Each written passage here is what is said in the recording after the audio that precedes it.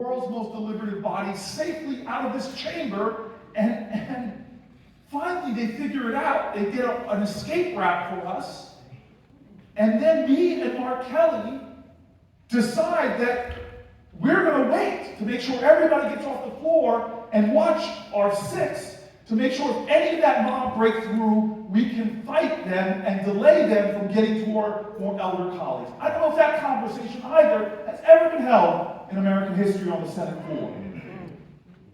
Eventually, everybody got off. I checked on the press that's still stuck in the gallery and then went off. First thing I see is an officer on the ground, and along the escape route, I saw 3 injured officers.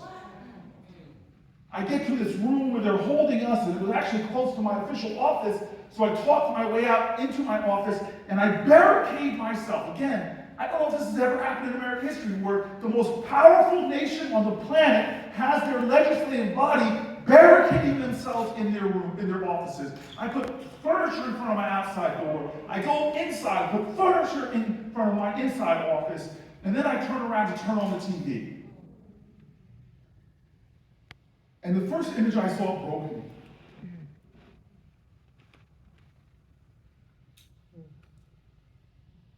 I think that we all carry scars.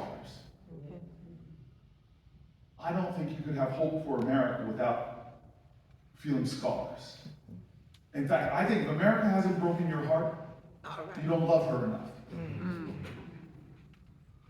It's heartbreaking things that are happening in our country that shouldn't happen. And on this day, my heart was broken. My soul was scarred because the first image I saw on that TV, right feet from where I was sitting, was the Confederate flag. And I thought of my daddy from Hendersonville. And what he would have thought if he was still alive. Seeing with bravado the Confederate flag being waved in our capital. You know, the Confederates, they tried to take the capital. That's one of the reasons for the Battle of Gettysburg, but they were rebuffed by the Union Army. These traitors to our nation were stopped. But now,